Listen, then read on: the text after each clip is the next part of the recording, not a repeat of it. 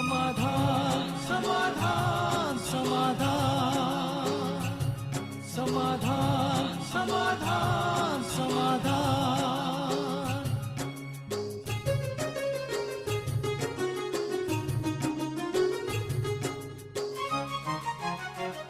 समस्या से उभरना अगर चाहे इंसान, स्वयं के संग सर्व का वो दिल से करे सम्मान। कहता है ये समाधान समाधान समाधान। समस्या से उभरना अगर चाहे इंसान, स्वयं के संग सर्व का वो दिल से करे सम्मान। कहता है ये समाधान समाधान समाधान समाधान समाधान समाधान।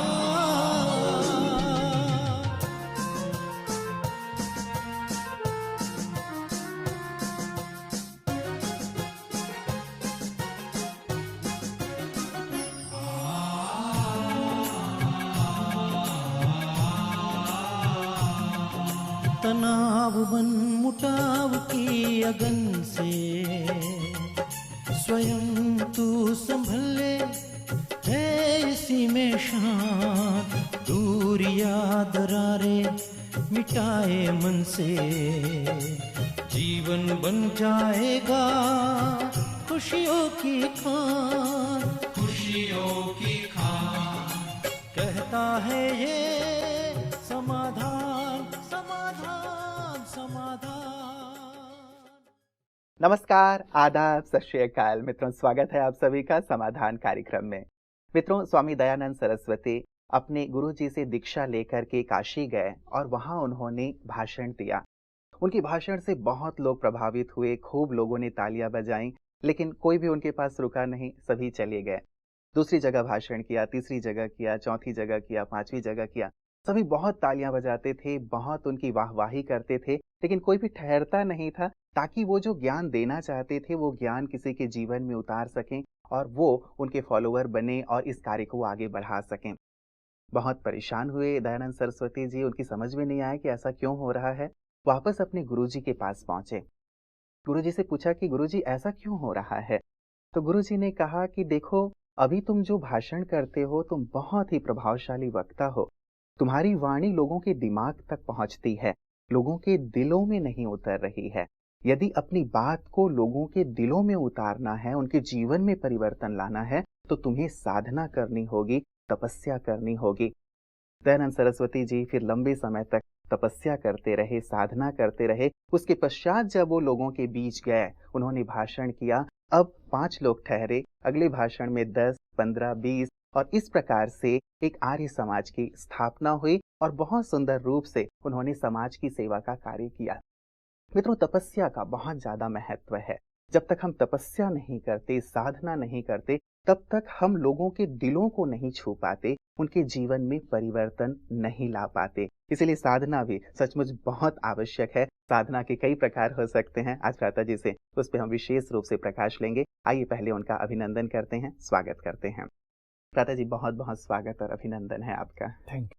प्राता जी, मैंने साधना की बात या तपस्या की बात इसलिए शुरू की क्योंकि आज हमारे पास एक पत्र आया है जिसका पहला प्रश्न ही यही था कि तपस्या वर्ष हम अपनी स्थिति बनाने के लिए विशेष कौन सा पुरुषार्थ करें, क्योंकि ब्रह्मा कुमारी इस पूरे वर्ष को तपस्या वर्ष के रूप में मना रही हैं। तो ये अशोक जी हैं प्राता जी, जो पुणे से, जिन्होंने हमें ये प्रश्न भेजा है कि तपस्या वर्ष में विशेष क्या तपस्या की जाए, साधना की जाए। इसलिए तपस्या के सुंदर प्रसंग से मैंने सोचा शुरुआत की जाए।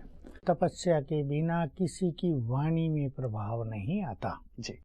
कोई प्रभावशाली वक्ता हो सकता है, जैसे स्वामी दयानंद सरस्वती की बात आपने की, वो दिमाग तक लोगों को हिला सकता है, पर वही बात वो जीवन में धारण कर लें, ये बल हमारे वाइब्रेशन से उन्हें मिले, ये तभी होगा जब हमने अपने जीवन में श्रेष्ठ तपस्या की हो। तो ब्रह्मा कुमारियां इस वर्ष तपस्या का विशेष प्रोग्राम बनाया है। हमारे संपूर्ण ईश्वरीय विश्वविद्यालय में 2015 को तपस्या वर्ष के रूप में घोषित किया है और सभी का लक्ष्य है कि राजयोग की बहुत अच्छी साधना हर व्यक्ति करे, ताकि जो चीजें वो अपने जीवन में अपनाना चाहते हैं वो सहज हो जाएं।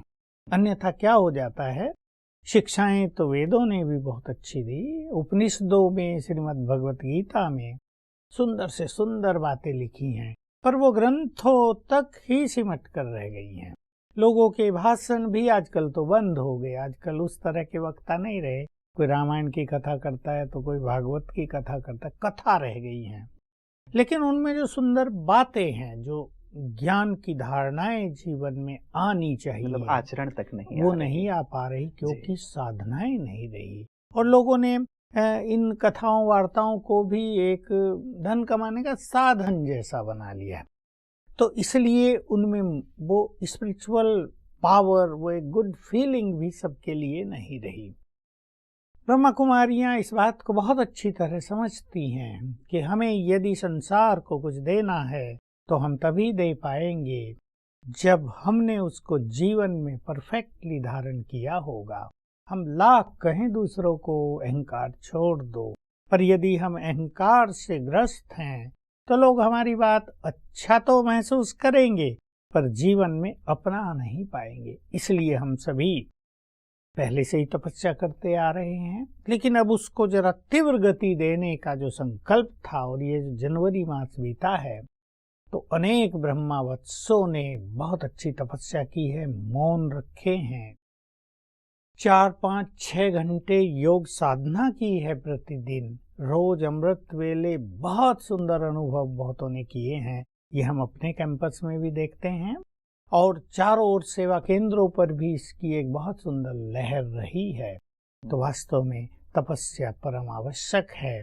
मैं तपस्या को कई रूपों में कहूँगा। पहले से ये माना जाता रहा कि ब्रह्मचर्य भी बहुत सुंदर तपस्या है, लेकिन ब्रह्मचर्य की साधना जिसको लोगों ने तपस्या समझ लिया, मैं जरा एक्सप्लेन करना चाहता हूँ। कभी कभी तपस्या का अर्थ इस रूप में हम ले लेते हैं कि वो चीज बड़ी कठिन है, लेकिन उसको हमें अपनाना है, साधना करनी है, तप करना है, मेहनत करके ये करो वो करो, ये न खाओ वो न खाओ, ये न देखो, ये न यहाँ न बैठो, इससे बात न करो, नारी को बिल्कुल देखो नहीं, डिटैच हो जाओ, तो तुम्हारी ब्रह्मचर्य की साधना सफल होगी। लेकिन स्वयं भगवान ने पवित्रता की साधना को बहुत सरल कर दिया, और ये स्थूल सिद्धांत तो थोड़े बहुत अपनाने ही पड़ते हैं, परंतु श्रेष्ठ स्मृतियां हमें दिलाकर हमारी पवित्रता की साधना को नेचुरल बना दिया, ये बताकर कि पवित्रता तुम्हारा मूल संस्कार है। यद्यपि ये बात हमारे ग्रंथों में भी है, आत्मा मूल रूप से पवित्र है, लेकिन कोई इस चीज को एहसास नहीं दिला सका। अब स्वयं भगवान ने सबको एहसास दिलाया, you are supremely pure soul, तुम परम पवित्र हो, और वो स्मृति हमें आती जाती है और आत्मा में प्योर संस्कार जागृत होते जाते हैं। हम पवित्रता की साधना इसे कहते हैं। तो अपवित्र संकल्प ही न रहे, नींद और स्वप्न भी पवित्र हो जाए, दृष्टि और वृत्ति भी पवित्र हो जाए, कर्मेंद्रियां शीतल हो जाएं, मन में सबके लिए श्रेष्ठ भावनाएं और आत्मिक प्रेम हो जाए, ये हमारी पवित्रता की सुंदर साधना है।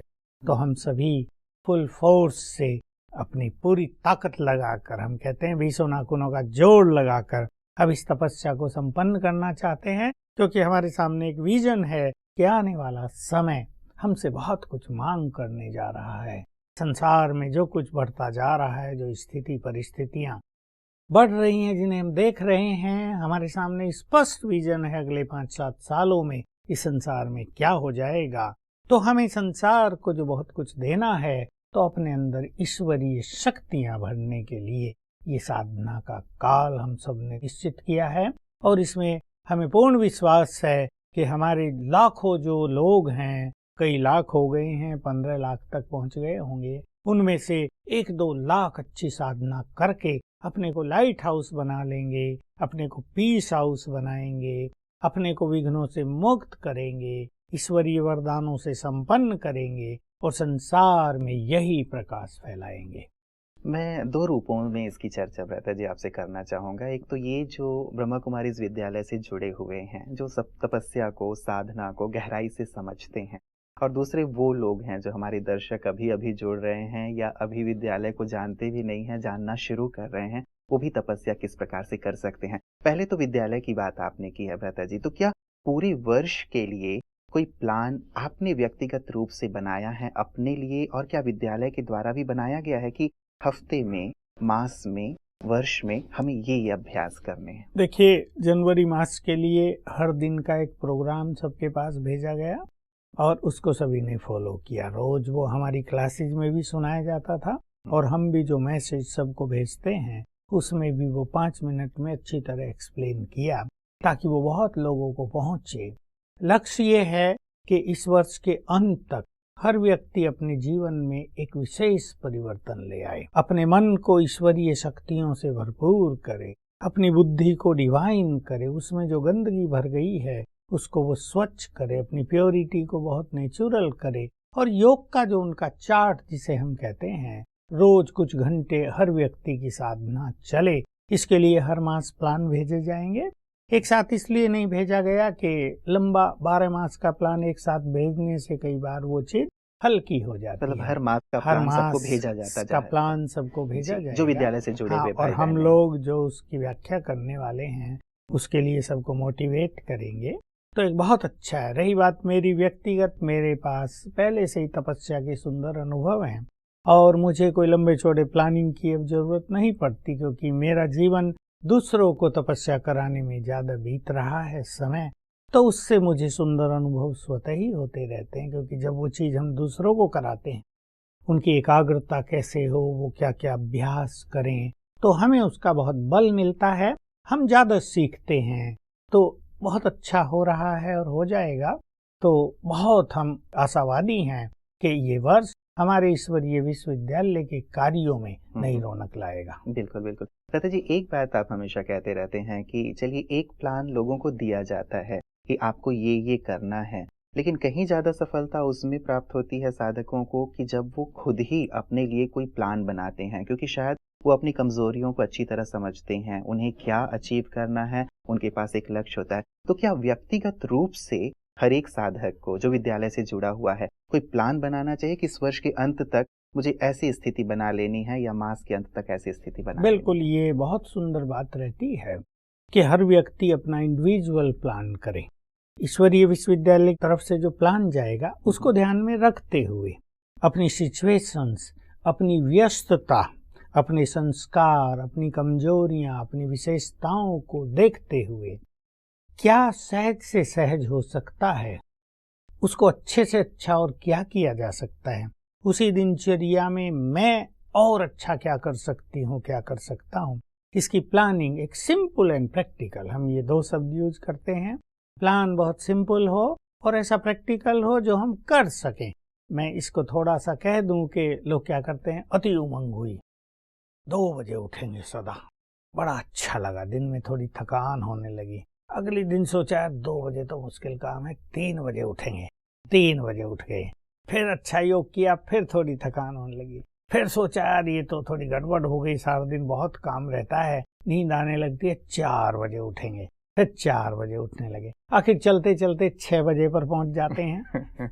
इसलिए ऐसी अतिवादी से हम कहते हैं इसकी जरूरत नहीं। एक ऐसा प्लान जो बहुत प्रैक्टिकल हो, जो सिंपल हो, जो किया जा सकता हो, जो दूसरों को भी अच्छा लगे, बहुत कॉम्प्लिकेटेड नहीं कि ये करना, टाइट कर दें अपने को, सीरियस कर दें, यानी वो पुरुषार्थ जो तपस्या है वो भी एक टेंशन का रूप ले ले, किससे बोलना नहीं है, चुप शांत, कोई बोलेगा नहीं, तो ऐसी तपस्या की आवश्यकता नहीं होती। हमारी तपस्या वो तपस्या है जो हमें जीवन जीना सिखाती है, जो हमें मुस्कुराना सिखाती है। लेकिन कई बार कहते हैं जी, जब तक दृढ़ता ना हो कि ऐसा करना ही है, तब तक कई बार सफलता भी तो नहीं मिलती, और हम सोचते हैं कि सहज रूप से चलना है या तपस्या करना है, तो कई बार ये नहीं होता कि व्यक्ति आलसी और अलबेला ही बना रहता है और कोई विशेष परिवर्तन या प्राप्ति नहीं कर। हाँ, ये भी होता है। इसलिए ऐसा प्लान नहीं जो 2 ही दिन चले, दृढ़ता होनी चाहिए। जैसे कोई 1 मास के लिए एक दृढ़ प्लान बना ले कि मुझे डेली योग साधना 2 घंटे बैठकर करनी है, इट इज पॉसिबल। लेकिन कोई कहे आज से मुझे 8 घंटे योग करना है, बाबा की आज्ञा है, तो वो पॉसिबल नहीं होगा और प्रैक्टिकल नहीं होगा। 2 घंटे से फिर 3 बढ़ाएं, 4 बढ़ाएं, फिर उसको कर्म में लाएं, तो इस तरह करने से बहुत अच्छी साधना हो जाती है। तो प्लान प्रैक्टिकल और सिंपल हो, और सबको यदि बहुत अच्छा रहे, अपना अपना प्लान बनाने की एक विधि आ जाए, और सब इस प्लानिंग को पहले मास का, फिर वीक का प्लान, फिर उस वीक को भी एक एक दिन पर फोकस करें, जरा एक एक दिन जो जो हमें करना है, तो बड़े सहज भाव से मास का जो हमने प्लान रखा है उसको हम अचीव कर सकेंगे। एक थोड़ा सा खाका खींच दें कि वर्ष के अंत तक ये स्थिति बनाई जा सकती है, ये एक गोल हो सकता है, या मास के अंत तक ये गोल हो सकता है, सप्ताह के अंत तक। तो एक यदि छोटा सा प्रारूप मिल जाए लोगों को, तो शायद प्लानिंग करना इजी हो। किसी भी ऑर्गेनाइजेशन में, किसी भी क्लास में, स्कूल में कई तरह के स्टूडेंट होते हैं। एक होगा टॉप मोस्ट, फिर फर्स्ट क्लास, सेकंड, थर्ड, और कुछ फेल्योर भी। लेकिन फेल्योर वाले भी तो स्टूडेंट हैं ना, फिर से मेहनत करके पास होंगे। तो जो 4-5 कैटेगरीज हैं, जो टॉप क्लास स्टूडेंट हैं हमारे ईश्वरीय विश्वविद्यालय के, उन्हें लक्ष्य रख लेना चाहिए कि उन्हें अपना योग का चार्ट 8, 10, 12 घंटे साल के अंत तक पहुंचा देना है। इसमें वो जितना बैठ सकें, 1 घंटा, 1.5 घंटा, 2 घंटे, दैट्स ओके, लेकिन बाकी को कर्म में और नेचुरल स्वरूप में ले आना है। और जो टॉप मोस्ट पुरुषार्थी हैं, उन्हें जो हमारी श्रेष्ठ धारणाएं हैं, उनको 16 धारणाओं को क्रमबद्ध लिख लेना चाहिए, जैसे निर्भयता, संतुष्टता, डिटैचमेंट, कमल फूल समान जीवन, न्यारे और प्यारे होना, अचल अडोल होना, साक्षी भाव धारण करना, सबके लिए आत्मिक प्रेम और शुभ भावनाएं रखना, ऐसी 16 सुंदर धारणा जो टॉप मोस्ट धारणाएं, वो लिख लेनी चाहिए। रोज उन्हें पढ़ना चाहिए, और उनमें से 2-2, 3-3 लेकर एक एक मास उस पर अच्छा अभ्यास करना चाहिए। साथ में जो श्रेष्ठ पुरुषार्थी हैं, उन्हें अपनी प्योरिटी की साधना पर बहुत ध्यान देना चाहिए, क्योंकि ये सब चीजें इंटर रिलेटेड हैं। प्योरिटी अच्छी तो योग अच्छा, तो धारणाएं अच्छी तो हमारी प्रोग्रेस बहुत अच्छी। अब जो फर्स्ट क्लास पुरुषार्थी हैं, उन्हें सोचना चाहिए साल के अंत तक मुझे अपने योग के चार्ट को 8 घंटे तक ले जाना है, उसमें मुझे 2 घंटे रोज बैठना है, और 6 घंटे कर्म में उसको ले आना है। अब इसको बांट लेंगे कि भाई पहले मास 4 घंटे से फर्स्ट क्लास पुरुषार्थियों को प्रारंभ करना ही होगा, क्योंकि फर्स्ट क्लास पुरुषार्थी हैं ही वो जिनका योग 4 घंटे रोज अवश्य होता हो। फिर आधा घंटा बढ़ा लें, और फिर 4-5 मास में ये 6-7 घंटे हो जाएगा। फिर इसको नेचुरल रूप दें, फिर ये 8 घंटे हो जाएगा 8 मास में, फिर इसको 4 मास कंटिन्यू चलने दें। ऐसा एक नेचुरल सा प्लान फर्स्ट क्लास पुरुषार्थियों को बना लेना चाहिए, और इनको देखना चाहिए मेरे जीवन में कौन सी विशेष कमी काम कर रही है, उसको चार्ट में नोट करें, उस पर विशेष फोकस करें। कभी कभी ऐसा होता है कि एक व्यक्ति के जीवन में एक बड़ी कमी होती है, वो सभी कमियों को छुपाए रखती है। उस कमी पर यदि ध्यान देंगे, उसको ठीक करेंगे, तो बाकी कमी तेजी से समाप्त होती जाएंगी। फर्स्ट क्लास पुरुषार्थियों को ऐसा प्लान। सेकंड क्लास पुरुषार्थियों को लक्ष्य रख लेना चाहिए, 4 घंटे उन्हें योग कर देना है साल के अंत तक। एक धारणाओं की लिस्ट बना दें, जैसे संतुष्टता, मुझे सब हर तरह से खुश रहना है, मुझे व्यर्थ से स्वयं को मुक्त करना है। ऐसी 5-7 धारणाओं की लिस्ट बनाकर उन पर काम करना चाहिए। और जो बाकी पुरुषार्थी हैं, वो सोचें कि 2 घंटे योग तो हमें करना ही है, इसके बिना तो काम चलेगा नहीं तो जीवन समस्याओं में उलझा रहेगा। अब साधनाओं का जो प्लान बनाएं, उसमें स्वमान जोड़ें, उसमें 5 स्वरूपों के अभ्यास जोड़ेंगे, आत्मिक दृष्टि का अभ्यास, 5 स्वरूपों में अशरीरीपन का अभ्यास आ जाता है। रोज ईश्वरीय महावाक्यों का बहुत गहन स्टडी, खास अव्यक्त महावाक्यों की, इन सब को साथ लेकर चलेंगे। पर बहुत सिंपल, ऐसा नहीं सारा दिन हमें इसमें ही बिजी रहना है, इसको बहुत नेचुरल रूप देना है। तो कामकाज करते हुए या जो सेवाओं में है, सेवा करते हुए इस स्थिति को पालेंगे। मतलब बैठ नहीं जाना है। हाँ। जैसे जब भी हम तपस्या की बात करते हैं रहता जी, तो एक ऐसा तपस्वी हमारी जेहन में उभरता है जो देह और दुनिया से बिल्कुल परे, एक में मग्न है। एक ऐसा चित्र हमारे सामने उभरता है। जब मैंने भी तपस्या वर्ष की बात सुनी, तो मुझे लगा कि अब सब काम धाम एंकरिंग आदि छोड़ के ऐसे बैठ जाया जाए साधना में, तो ये वाली बात नहीं है। कार्य करते हुए भी ये सब चीजें शामिल करनी होगी। लेकिन जो भ्राता जी, मैं थोड़ा सा स्पष्टीकरण चाहूंगा। आपने कहा फर्स्ट क्लास पुरुषार्थी, सेकेंड क्लास, या जो बाकी बचे खुचे, लेकिन कोई भी व्यक्ति मुझे लगता है कि ऐसा नहीं होगा जो अपने आप को सेकेंड क्लास समझता होगा या सामान्य पुरुषार्थी ये कैसे समझे कि मैं फर्स्ट क्लास हूँ, सेकेंड क्लास? देखिए, क्लास में टॉप मोस्ट स्टूडेंट 1-2 होंगे, कंपटीशन होगा, 3 हो सकते हैं जी। फर्स्ट क्लास को पता है भाई पिछली 10th क्लास में हमारे बहुत अच्छे मार्क्स आएंगे, अब 11वीं में या 12वीं में भी हम फर्स्ट क्लास लाएंगे, उनमें से किसी की सेकंड रह जाएगी, कोई सेकंड वाले फर्स्ट क्लास में आ जाएंगे। तो इसमें यही है, जो टॉप मोस्ट स्टूडेंट हमारे ईश्वरीय विश्वविद्यालय में जो श्रेष्ठ योगी हैं, उनकी नेचुरल प्योरिटी, उनको प्योरिटी के लिए संघर्ष नहीं, उनका नेचुरल सबसे स्नेह और शुभ भावनाएं, वो टकराव में नहीं, और उनका स्वमान भी बहुत नेचुरल होगा और योग का अभ्यास भी बड़ा नेचुरल होगा। उनको एक्चुअली ज़्यादा बैठने की जरूरत नहीं होगी, वो सवेरे बहुत एंजॉय करेंगे, वो ईश्वरीय महावाक्यों का आनंद लेंगे। जो फर्स्ट क्लास हैं वो भी इससे मिले जुले रहेंगे, अमृत वेला अच्छा करेंगे, थोड़ा बैठकर योग अभ्यास करेंगे, धारणाओं के लिए अच्छी मेहनत करेंगे ताकि वो विजयी हो जाएं। सेकंड क्लास जो है उसमें अप्स एंड डाउन्स रहेंगे, भाई कभी किस चीज पर विजय हो रही है, कभी हार हो रही है, एक चीज जीवन में धारण हो रही है, एक चीज छूट रही है।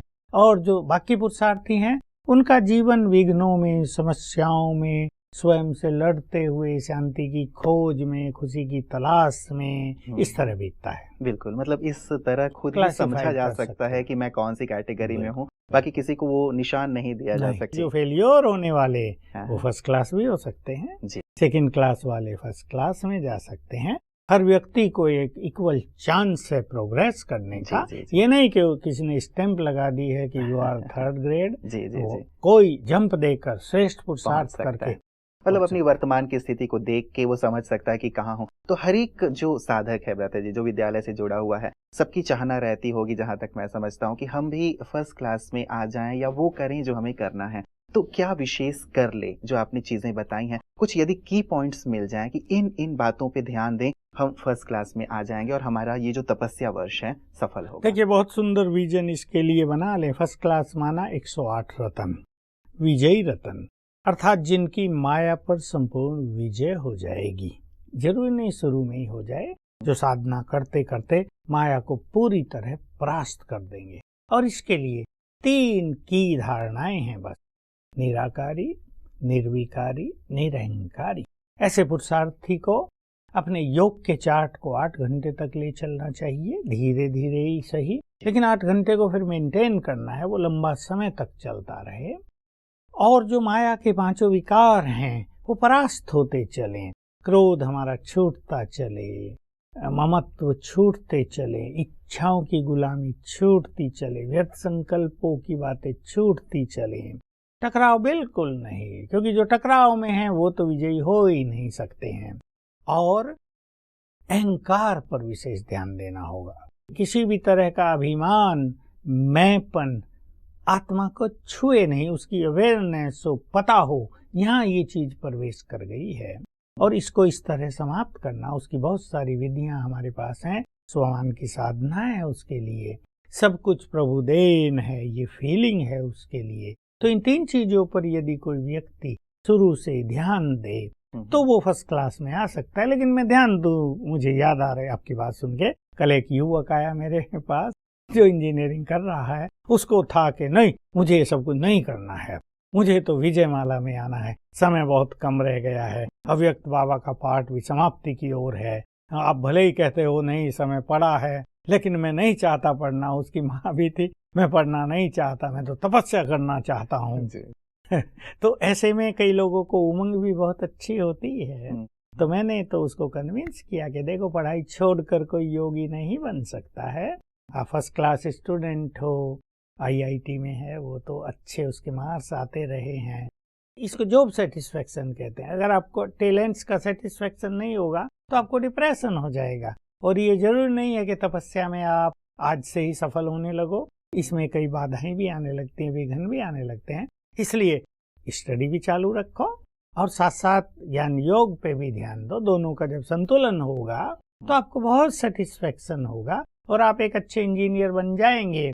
तो ये जो आपको खुशी होगी और जो ये ईश्वरीय सहयोग की अनुभूति इस बीच में होंगी 3 साल, तो ये आपके लिए बहुत बड़ी गिफ्ट हो जाएगी। चलिए, बहुत बहुत शुक्रिया भ्राता जी। लेकिन अभी चर्चा अधूरी ही है। तपस्या पे तो बहुत सारी चर्चा में करनी, क्योंकि प्रकाश की आवश्यकता है कि कैसे हम साधना कर सकते हैं, चाहे विद्यालय से जुड़े हुए भाई बहने हैं या फिर हमारे जो साधक बंधु अभी जोड़ रहे हैं, दर्शक जोड़ रहे हैं, उन सब के लिए भी हम चाहेंगे कि सब तपस्या के मार्ग पे चल पड़ें। आज के सुंदर प्रकाश के लिए आपका बहुत बहुत शुक्रिया। मित्रों, तपस्या शब्द ही बहुत ही प्यारा है, सुखद है और लगता है, वैसे बड़ा भारी सा भी लगता है कि तपस्या करनी है, लेकिन है बहुत ही सरल और सहज। आवश्यकता केवल इसे समझने की है। लेकिन यदि आप इतिहास उठा के देखें तो आप पाएंगे कि बिना तपस्या के कहीं भी सफलता प्राप्त नहीं हुई है। गौतम बुद्ध जी ने भी पहली साधना की, बुद्धत्व प्राप्त किया, उसके पश्चात बौद्ध धर्म की स्थापना की। इसी प्रकार महावीर स्वामी ने भी पहले साधना की, तब जाके वो जिन बने, अपनी कर्मेंद्रियों पर विजय प्राप्त की और लाखों लोगों को सद्ज्ञान दे पाए। तो जिसने भी समाज को एक दिशा दी है, उसकी दशा को सुधारा है, तपस्या उसकी नींव में रही है। तो क्यों ना हम भी तपस्या को समझें, जानें, कम से कम अपनी समस्याओं को तो हम दूर करें ही, साथ ही समाज में और आसपास परिवार में भी जो समस्याएं हैं उन्हें भी दूर करने में हम सक्षम हो जाएंगे यदि तपस्या को समझ पाएंगे और इसे अपने आचरण में ला पाएंगे। इसकी चर्चा भ्राता जी के साथ हम आगे भी जारी रखेंगे। आप बने रहिएगा समाधान कार्यक्रम में हमारे साथ। नमस्कार। तनाव मन मुटाव की अगन से स्वयं तू संभल ले, है इसी में शान, दूर याद दरारे मिटाए मन से, जीवन बन जाएगा खुशियों की खान, खुशियों की खान। कहता है ये समाधान, समाधान, समाधान, समाधान, समाधान, समाधान।